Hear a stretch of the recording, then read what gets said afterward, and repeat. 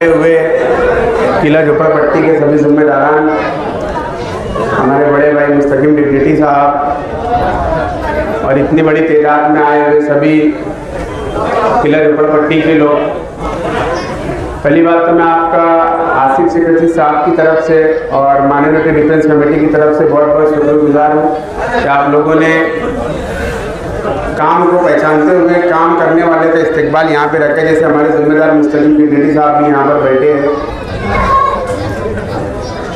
आपको जो भी कानूनी बातें हैं वो तो मुस्तकिम भाई बताएंगे, लेकिन इससे बेहतर वो जानते हैं।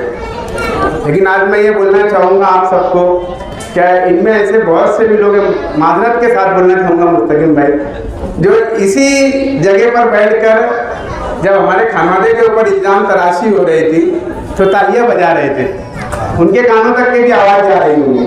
और आज यही किला झोपड़पट्टी का मसला जब आया तो यही शेख आसिफ है जो आकर आप साहब की मदद किया, जिसके खिलाफ में लोगों ने यहाँ पर क्या क्या नहीं कहा हमारे खानवादे के बारे में। असल में बात ऐसी होती है, उनको इतनी शिद्दत से बोलना कि इंसान उसको सच मानने लगे। तो इतना झूठ बोला जा रहा था, इतना झूठ बोला जा रहा था, और आज की तारीख में भी वही झूठ बोली जा रही है। थोड़ा बंद कर दो भाई आतिश भाई।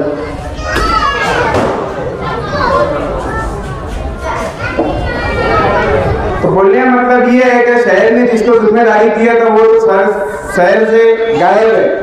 और अभी पिछले दिनों मैंने एक बयान सुना कि मेरी मेम्बरी चली जाएगी। मुस्तकिम भाई ऐसा होता है क्या? प्राइवेट जगह प्राइवेट है ना, सरकारी काम एमएलए की मेम्बरी नहीं जाती। तुम्हारे पास तो पावर है ना, ये तुम्हारे मुजाहिद को देखो, कोई पावर नहीं है, कोई नहीं है शेख आसिफ और मुस्तकिम डिप्टी, फिर भी अल्हम्दुलिल्लाह 25 जून तक के हाईकोर्ट से आपके लिए ऑर्डर लेकर आए। इसका बोलते समझना आप कौन बताया गाँव वाले को कि जिसको कानून की समझ है उसको पहचानो, जिसको कुछ भी समझ नहीं। आसिफ भाई ने कल मुंबई हाईकोर्ट से मैंने आसिफ भाई का एक बयान सुना, मुझे बहुत खुशी हुई कि मैं तो ये बताना चाहूँगा कि मुस्तकिम डिग्निटी और शेख आसिफ से ट्यूशन लेने की जरूरत नहीं है। शेख आसिफ या मुस्तकिम डिग्निटी के जो समझदार वर्कर होगा तो मुफ्ती साहब ने आके उनसे ट्यूशन ले लेना, क्योंकि इतना वेल ट्रेन करके रखा है आसिफ साहब ने। अजीब नुमाइंदा अपने शहर का, बोले मेरी मेम्बरी चले जाएंगे। अरे अल्लाह के बंदे, तुम लोग कुछ समझेंगे तो मेम्बरी जाएंगी ना। जिनके पास में कुछ ओहदे नहीं है अल्लाह उनसे काम दे रहे। और मैं शहर के आवाम से भी यही बोलना चाहूँगा कि जो काम करने वाले आप उनको पहचानो। अब जो आपके पास में आता है ना मजहबी लिबासा होकर मतलब की आज में अपने काम करके चले जाते, ऐसा नहीं है। मजहब के काम ये लोग भी करते हैं लेकिन दिखावा नहीं करते। ये एक अपनी सोच लेके चलते कि आवाम की खिदमत कैसे की जाए। ये सिर्फ आवाम की खिदमत करने आ रहे, दो मुंह को साफ बनकर नहीं आ रहे तुम्हारे पास में। ये आ रहे ना तो एक ही चेहरा लेकर के तुम हमारे पास में तुम काम लाओ, हम तुम्हारा काम करने के लिए बैठे।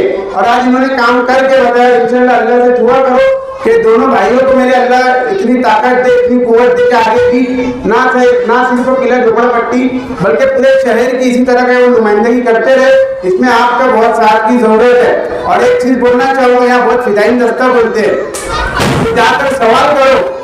फिदाइन दस्ते से मैं ये सवाल करना चाहता हूँ कि जाकर सवाल करो तुम्हारे एमएलए से कि जब ये किला झोपड़पट्टी का मामला आया था तो तुम क्यों नहीं गए। आज जाकर सिर्फ यूट्यूब के ऊपर जाकर और अजीत दादा के साथ में बैठकर पुराना फोटो बता करके कि मैंने मसला हल करा। अरे अल्लाह के बंदे, इतनी तो समझ रहना चाहिए। क्या स्टे हाईकोर्ट ने दिया, वो अजीत दादा डिप्टी सीएम है, तो वो स्टे देने का जो मसला था वो माइनॉरिटी डिफेंस कमेटी के वकला ने, आसिफ सेक्रेटरी साहब, मुस्तकिम डिग्निटी साहब, साहब ने इन्होंने हल किया है। ये इसमें आमदार की कोई भी अमल नकल नहीं है, बस जहाँ देखेंगे दूसरे के बच्चे को अपना नाम देने के लिए हजरत पहुंच जाते। ये बहुत गलत हरकत है, ये नहीं होना चाहिए। और आवाम ने भी ऐसे एक चीज सोचना चाहिए कि काम करने वाले को देना दे।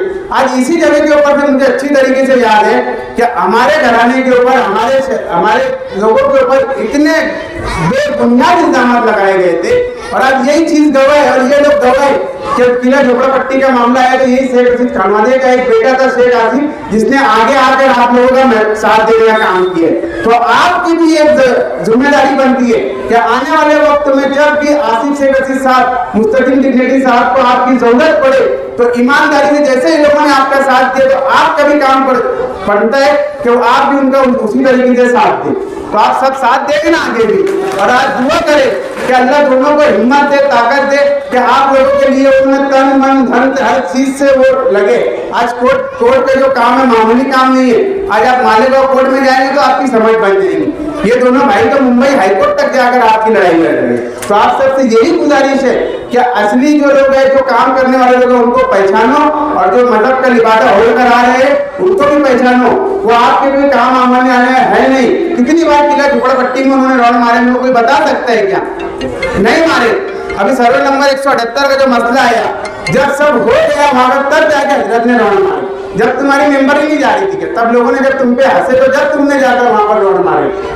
तो यही एक बोलने का मतलब है कि जिसको कानून समझते हैं, जिसको सब कुछ सोच समझ है सियासत की, जो सिर्फ अपना जाती फायदा नहीं देखते, ये दो ही लोग थे जो तुम्हारे साना बसाना खड़े थे। तो आप लोगों से गुजारिश है कि इन लोगों को आपकी खुसूसी दुआ में भी याद रखिए। अपनी माँ बहनों से भी बोलूंगा, आने वाले वक्त में जब भी आपको इनकी जरूरत पड़ेगी, हमेशा आपके लिए खड़े हैं। और इतनी बात बोल के मैं दो बात खत्म करूंगा। आसिफ शेख रईस साहब का आपने यहाँ पर शुक्रिया अदा करने के लिए बोला था, किसी वजूहात की वजह से यहाँ नहीं आ पाए।